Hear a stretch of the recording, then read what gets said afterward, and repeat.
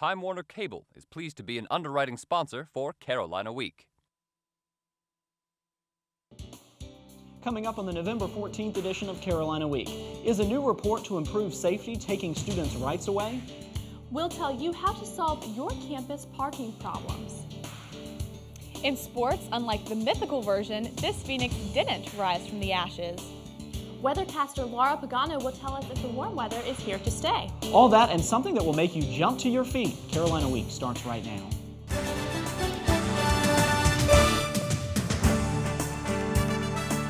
From the James F. Goodman Studio in the School of Journalism and Mass Communication at the University of North Carolina at Chapel Hill, connecting campus and community, this is Carolina Week.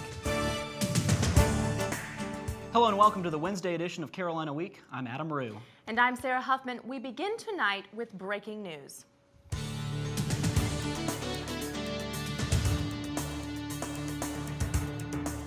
Earlier this afternoon, a crane on campus tipped over and pinned its operator for almost 2 hours. Carolina Week's Mark Alexic has the details. A fallen crane operator. It all happened at 11:45 this morning on the 400 block of Macaulay Street.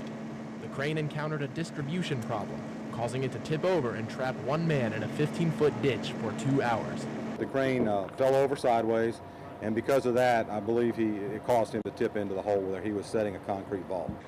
Workers used ropes to get the man out of the hole.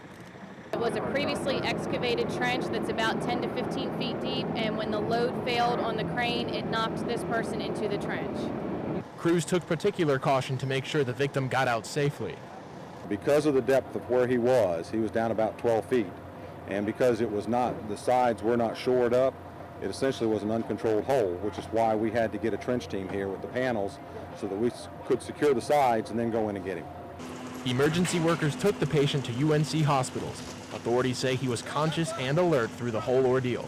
In Chapel Hill, I'm Mark Alexic, Carolina Week.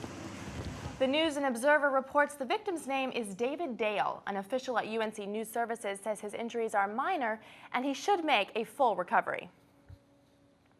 Faculty members in the Department of Physics and Astronomy are concerned after a major earthquake rattled northern Chile earlier today. Chilean government officials say there are no immediate reports of injuries, but damages include crushed cars under fallen buildings. UNC's Prompt telescopes, used to educate students throughout our state, are located about 400 miles from the core of the quake. University professors at Chapman Hall are doing remote checks via teleconference for damages on the telescopes as we speak. They hope to complete the diagnostic soon. For updated information, tune into our radio counterpart, Carolina Connection, Saturday morning on WCHL. Paying the bills is always a concern for college students, and after tomorrow's tuition vote, students might have to have bigger bills to pay. The price of a Carolina education is expected to rise yet again. The Board of Trustees will meet tomorrow to decide if and how much to raise tuition. Student government officials asked students to voice their opinions about the proposal. Out-of-state undergrad Carrie Berkey says it's been hard to plan for the rising costs of a UNC education. Especially as freshmen coming in, people who've been here for 2 years have had 2 straight increases, so it's really difficult to have a predictable measure of what they're going to be paying when they're a senior.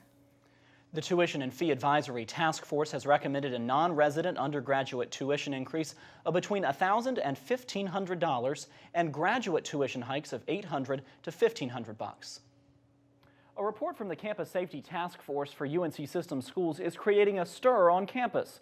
Reporter Susan Tart is investigating the issue. And Susan, why are some students upset about this report? UNC officials have been trying to improve campus safety for the past 10 years now. But Adam, the report suggests measures that some students say cross the line and take away their rights. Colleges across the U.S. are taking strides to prevent another Virginia Tech massacre. In a report to the UNC system president, the Campus Safety Task Force makes several recommendations to improve campus safety. One of those is involuntary withdrawal of students who potentially pose a threat to themselves or others, but may not have otherwise violated the campus code of conduct. Some students, such as Jessica Knudsen, disagree with this proposal. I believe it would discourage them from seeking help and going to the counseling services because they would be afraid they would be forced to withdraw from school. Leslie Winter helped lead the task force. She says some of the schools are too small to adequately help severely troubled students. everybody knows they are like a powder keg, waiting to explode, but we cannot give them the resources they need to deal with whatever problem they're having. But Knudsen says sending students home isn't the answer. Sending students home could send them into a worse depression because they're away from the activities and classes on campus. 9 of the 16 UNC system schools, including Chapel Hill, already have similar policies of involuntary withdrawal. Winter says the reason many people don't realize this is because the university tries to keep the students' best interest in mind. That's what we try to do. We try to be smart about it, being sensitive at the same time to student rights, to privacy, to freedom of expression, to due process rights, and all the other kind of important tensions. If students do get sent home, the university will help them sign up for online classes so that they can continue to feel a part of campus life. Susan, you mentioned that some students are upset the report might take away their rights. Do people say that it crosses the line? At least one of the officials I spoke with says it doesn't. Attending school isn't a human right. It's seen more as a privilege, so students are expected to act within the norms and not get in the way of everyone else's education. All right, Susan Tart in the newsroom, thank you. Locals will remember Chapel Hill resident Marty Revelette for his positive spirit despite being born with no arms. Revelette died in a car accident on Monday just south of Burlington. You learn to adapt, right? The rope is the trick. Even with his unique challenge, he lived an extraordinary life and is considered a local hero. Revelette taught himself to use his feet for his job in landscaping and to drive a car, but using his foot to steer kept him from wearing a seatbelt, and that's what cost him his life. Friends are taking up a collection for Revelette's family at Sutton's Drugstore, where he was a regular. There will be a memorial service later this week. The Durham Police Department is investigating allegations of sexual misconduct on the part of on-duty officers. 10-4, this is Mr. Outlaw. People who call the police station expect officers to live up to their promise to serve and protect residents of the Bull City. But some members of the community might begin to question the integrity of the police department after the allegations surfaced last weekend. Durham Police Chief Jose Lopez says he's concerned about how the community perceives law enforcement, and he hopes his department can work to correct it. Hopefully the community is aware of the fact that we're addressing these issues. We're not just letting them slide, and that when they do come up, that we're going to take care of them. The Durham Police Department came under fire in 1991 when word of an officer-run prostitution ring led to an inquiry by the State Bureau of Investigation. The officers were cleared in that case. For all of you seniors, it's time to take your picture for the yearbook. The Yakety Yak is having scheduled photo shoots all week for seniors and walk-in times for all undergrads. But the yearbook office was pretty slow Tuesday. So what happens to those students who don't get their pictures taken? A Yakety Yak spokesperson says there were only about 8 pages of undergraduate photos last year, compared to about 95 pages of senior portraits. But the faithless won't be nameless. There will be a full directory in the back of the issue. A pocket-sized device is becoming a popular way to stop cell phone users from chatting in public places. It's called a cell phone jammer, and it works by sending the same frequency as your phone. The frequency interrupts communication between the cell phone and the service tower. The strength of a jammer's signal varies from several feet to several yards. The devices are sold legally for safety reasons to places such as gas stations where cell phone usage is dangerous, but other uses of the jammer are illegal. The FCC says cell phone jamming is considered property theft and a safety hazard because it could block emergency calls. A first offense could cost you up to $11,000. We all know drinking is a big part of college life. But sometimes we forget alcohol's health hazards. Many college students enjoy large amounts of alcohol. I'm Sierra Moore, and I'll tell you why too much can cause more harm than you might think.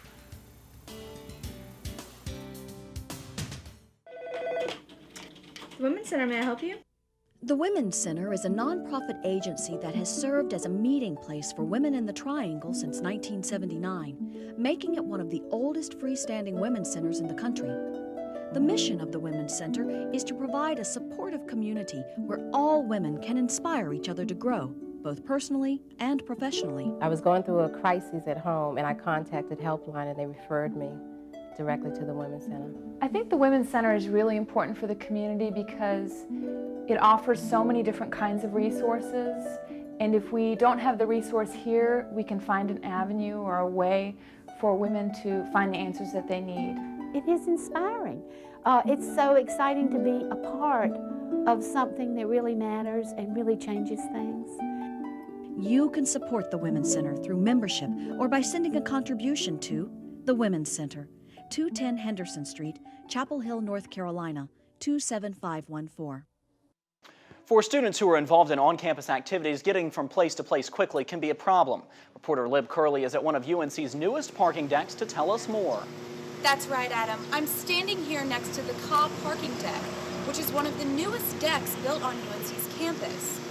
But even with this and the addition of the Rams Head parking deck, it's still been hard for students and faculty to find good parking on campus. Last year, UNC senior Fletcher Gregory racked up more than $250 worth of parking tickets. I've gotten tickets for, a various amount of reasons, for being at the business school, going to lacrosse practice, and it's kind of funny because, my dad just, pays for it as an added expense to the university. For off-campus students involved in extracurriculars, figuring out how to get on campus can be a headache.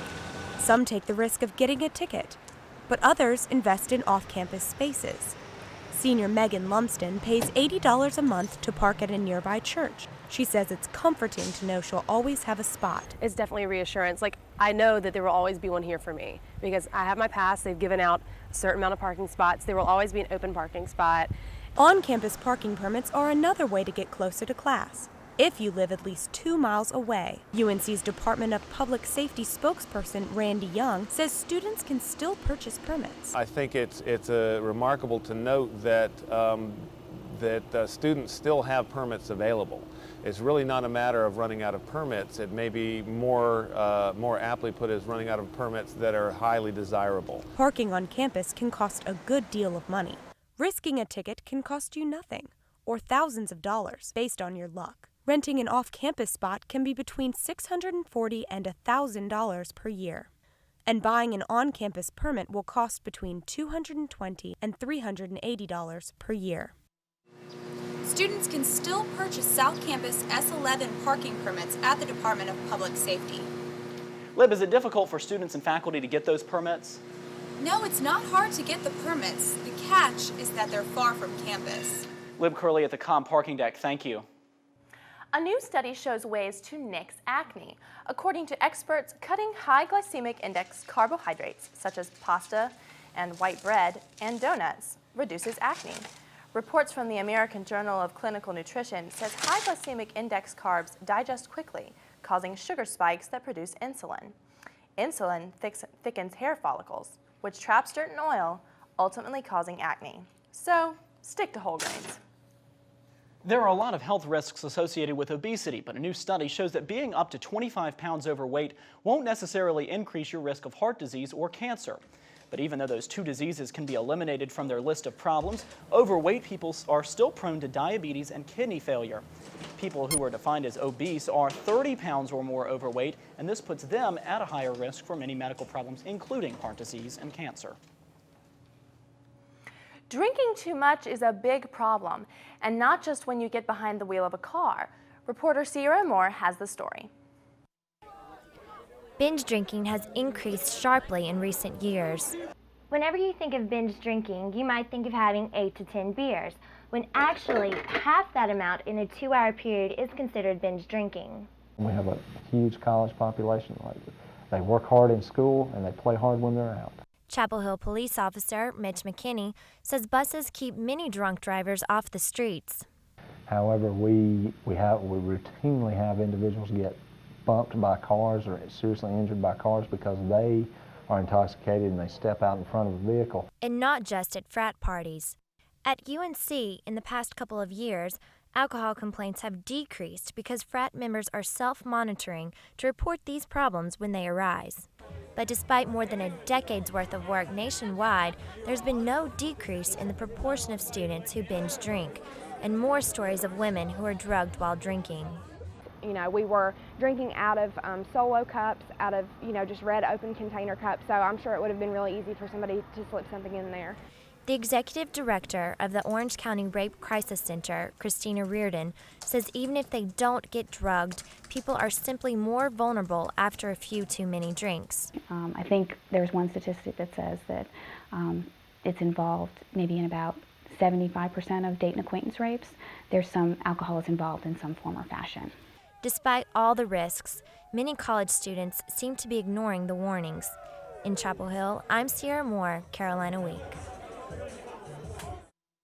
For a 130-pound female, having just 3 drinks in 2 hours is enough to be legally drunk.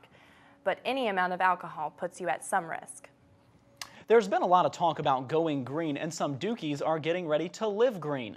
The Duke Smart House opened Monday. The house was a creation of a former Duke engineering student who wanted to find ways to build houses to save electricity and water. There are solar panels to draw in energy from the sun and cisterns located throughout the house to collect rainwater for bathroom and laundry use. 10 students will occupy the experimental house beginning in January. And we're joined now by weathercaster Laura Pagano. Well, Laura, I was so surprised at how warm it was this morning. It's this late in the season. That's very true. It was incredibly nice today, and with sunny skies and warm temperatures, will we be seeing a cool down? Your forecast is coming up next. What do you call it a funny bone? Why can't penguins fly? Like a sea safety. Can we go to the moon on vacation? If you think it's tough answering these questions, imagine the ones you'll get if your child is diagnosed with cancer. CureSearch.org can help. It's run by doctors and scientists whose research has led to an overall cure rate of 78%. You're not as alone as you feel.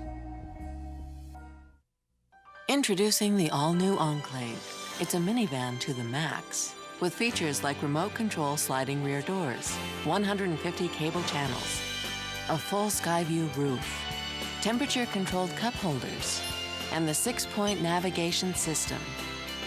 It's the minivan for families on the go.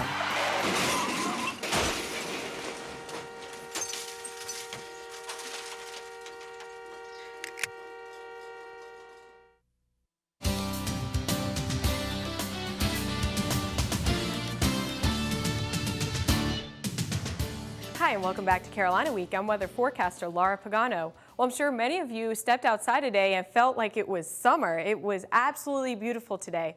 But there are going to be changes on the way, and that we're going to be seeing falling leaves, falling temperatures, and are we going to be seeing falling raindrops? I'll let you know. But let's first take a look at the U.S. satellite radar, and we have an abundant amount of precipitation towards the west, and this is in association with a low pressure system that has a cold front draping on down. And this is really spurring up some strong thunderstorms even across portions of Tennessee, and that will be making its way towards the Carolinas. But let's first take a look at our region, and we have some high clouds in Greensboro and off into Raleigh. Wilmington is seeing very sunny conditions right now. But if we look out towards the west, there comes the precipitation, and that does mean that we are going to be seeing drastic changes on the way in the form of precipitation and temperatures. But let's look at the surface map, and we'll see that low pressure system is currently just above the Great Lakes and even into Canada and really fueling up, which means that we are going to be seeing a lot of moisture with this system. And that low pressure system is just going to be making its way towards the east. And when it does so, we're going to be seeing an increased chance of precipitation across the Carolinas, especially for those folks off and to the east on the Outer Banks. They're going to be seeing a lot of precipitation in the next 24 hours. But into Thursday, we're going to be seeing the frontal system draping across the Carolinas, more so off towards the Outer Banks area. Like I was saying before, they're going to be seeing a lot of rain. But by Friday, that system is going to be moving out. And looking towards the west, we are going to be seeing dry conditions, which means that, well, we're pretty much going to be seeing dry conditions over the next 7 days. So this is our one shot to get precipitation is the next 24 hours. So let's talk about temperatures. How about those mountain-like temperatures? We're going to be seeing 57 degrees, a little bit different from the 78 degrees they saw today. But look at the low, 39 degrees, which means that you definitely should be taking out maybe a jacket or maybe some in a way of, I can't even think what to say. I am just not used to seeing temperatures this cool, but I have to say we are going to be seeing temperatures dropping. So whatever you need to do, go up to your attic and pull out whatever you need to get, because it is going to be chilly. So for those of you who are going to go towards the beach, maybe, you may not have to think of really bundling up too much, because we're going to be seeing temperatures around 65 degrees, but around 41 is going to be quite cool. And for those of you who are sticking around Raleigh, well, things don't look too bad, but 80-degree temperatures, we're not going to be seeing that over the next couple of days. We're going to be seeing something like 55 through maybe 58, and we may even touch 62 on Sunday, but those low temperatures are going to be quite cool. So if you are headed out maybe to see the Christmas lighting at South Point, that you do have to bundle up for that a little bit. I guess we shouldn't get too comfortable with the warm and just keep our coat around just in case. That's true. Glad it's cooling off. Laura, thank you. Thanks. For weeks, we've brought you stories about the importance of conserving water during the drought. But how would you feel if you had to start conserving beer? Breweries across the country are feeling the effects of the water shortage. It's caused the price of the two main ingredients in beer, barley and hops, to rise. The cost of a beer could increase as much as 50 cents, and most breweries will be forced to pass that on to the consumer. We could see the higher prices as early as January. And we're joined now by sportscaster Sarah Moore. Sarah, I hear our field hockey team is pretty darn good. Well, it's funny you should mention that. Coming up in sports, the field hockey team is still on top. We'll give you a look ahead at the Final Four and the Heels' hopes for a national title.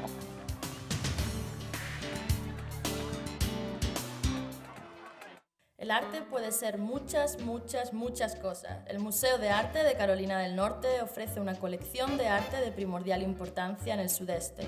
Y es suyo para descubrirlo. Hay algo para todos. Obras de artistas clásicos y contemporáneos, un parque de 164 acres, una serie de conciertos al aire libre, actuaciones y mucho más. Disfruta de todo lo que el arte puede ser en el Museo de Arte de Carolina del Norte.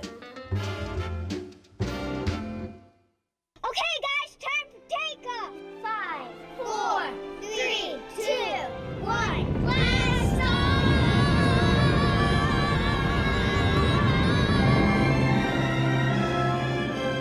Wow! Whoa, look at that! Is that Jupiter?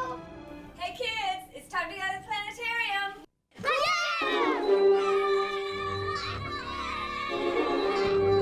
Moorhead Planetarium, where dreams become reality.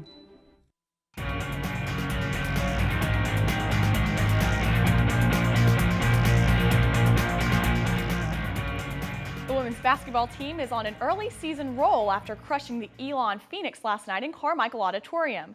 The Tar Heels won the tip and never looked back as Rashonda McCants scores 2 of her game-high 16 points on the game's first play. Not to be outdone, Jessica Breland earned a double-double with 12 points and 11 rebounds on the night. The Tar Heels showed some nifty ball handling, look at that, and some lights-out shooting as they beat Elon by a score of 98-53. Latoya Pringle says the team didn't want to overlook the Phoenix. But Coach Hatchell, before the game, she told us, about the upsets that's going on in basketball, and she told us, every team, you can be beaten at any time if you just let up, so we try not to do that. And it's finally here. The top-ranked men's basketball team begins its season tonight in Charlotte against Davidson.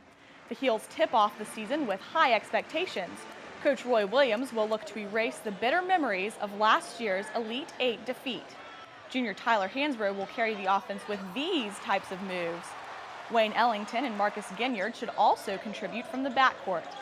Sophomore guard Ty Lawson will lead a high-powered offense that averaged 85 points last year. The field hockey team is in the Final Four for the first time since 2000. Nick Kane gets the team's take about the road ahead and the trail the Heels have already blazed.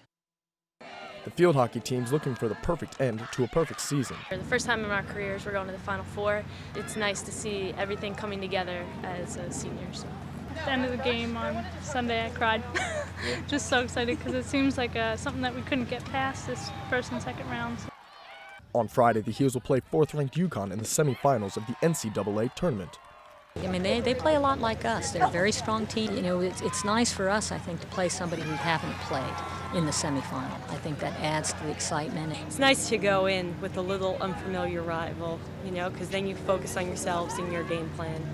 We'll just have to focus on our game, and we know that we're good enough to beat any team in the country right now. After an undefeated regular season, the only change for the Heels will be lighter conditioning and shorter practices, something the players appreciate. We had a really hard 3 months of practicing and stuff, and I think that we're ready. I know I'm fatigued, so cutting down on practice time and just doing shorter periods of intensity will really help rejuvenate the legs. The ladies will be playing at Maryland instead of Henry Stadium this weekend, something they don't see as a disadvantage. The team reflected on the season thus far, and it's the postseason that they'll remember most. Coming from behind to win the ACC championship, I mean, that was pretty much a thrill, I think, for everybody involved in it. For our team not to come from behind once, not twice, but 3 times and win it in sudden victory, that was a great thrill. It's like watching a scary movie, like the ending, who's gonna die, who's gonna whatever, but I still jumped and was scared and nervous the whole way through the games. This Sunday, winning here. I'm a senior, this is my last game ever on this field. The team hits the road today, and the Heels are hoping to return with another title to add to the wall. In Chapel Hill, I'm Nick Kane, Carolina Week Sports. In the football team's loss to NC State, one Tar Heel player had a standout performance. For the 3rd time this year, senior Darrell Mapp is ACC Defensive Back of the Week. On Saturday, Mapp had 15 solo tackles and a sack, and he's tied for first place in the conference for total tackles with 112. Still, he says he'd prefer a win. I looked at the film, I seen I could probably done a whole lot more to actually help us win, and so it was still a bittersweet moment. Well, Adam, I sure hope that we can actually pull out a win this weekend at Georgia Tech. Yeah, I know a lot of people are watching it, and even though the team's not going to a bowl game, it's still really good learning experience for all the players. Definitely. Thank you, Sarah. Have you ever seen those people who take daring jumps on campus? Coming up, we'll tell you about the mental concentration required to do this.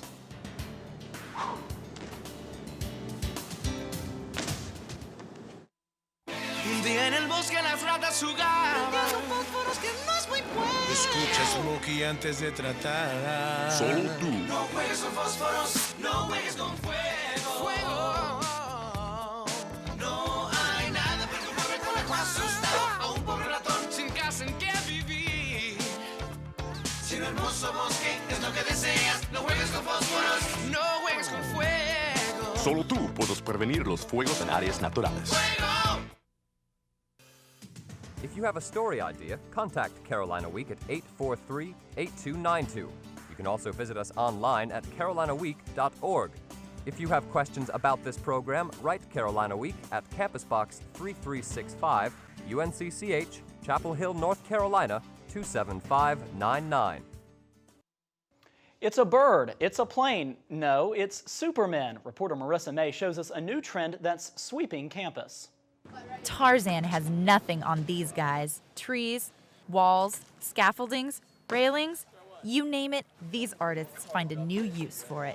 UNC junior Duncan Germain is a leader of this new trend on campus. What parkour is going from one point, point A, to another point, point B, without letting anything get in your way.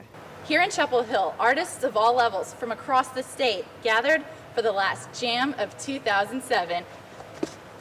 UNC student Tom Van Antwerp decided to try parkour because of its unique way of training the body. Just going to a gym and just working out, that's boring, it's repetition. You don't get anything out of it, but here you accomplish something when you do all of this. You can set a goal, I want to get over that wall, and then you can do that. But don't go calling this a new extreme sport. Bell fights the title of sport, and Germain understands the conflict. Because parkour's goal, sort of on a deeper philosophical level, is to help people to be capable, period.